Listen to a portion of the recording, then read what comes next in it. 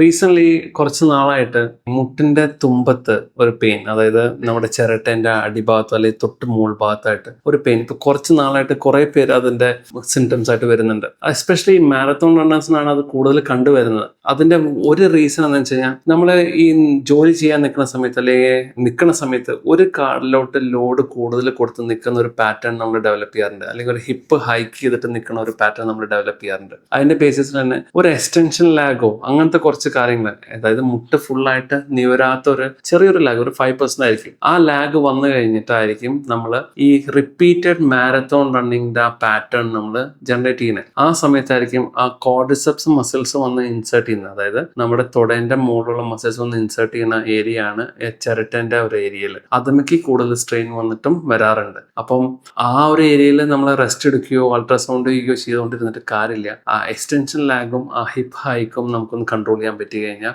നല്ല രീതിയിൽ അവർക്ക് ആ മാരത്തോൺ അല്ലെങ്കിൽ ആ ഒരു ബാഡ്മിന്റൺ അല്ലെങ്കിൽ ആ ഒരു എക്സസൈസുകൾ തിരിച്ച് എത്രയും പെട്ടെന്ന് കടക്കാൻ പറ്റും. അതിന് റെസ്റ്റ് അല്ല വേണ്ടത്. മിക്കവാറും അത് റെസ്റ്റ് എടുത്തിട്ട് ആ കോർഡിസെപ്സ് വീക്കാക്കി കളയും. ഒരു 3-4 മാസം റെസ്റ്റ് എടുക്കാൻ പറയും. മൾട്ടി വൈറ്റമിൻസും കഴിക്കും. പക്ഷെ അതിന് ആ പ്രോപ്പർ ആ ബയോമെക്കാനിക്കൽ കറക്ഷൻ നടത്തിയതിന് വിത്തിൻ ഒരു വീക്കിനുള്ളിൽ they can go back. That's what is been scene.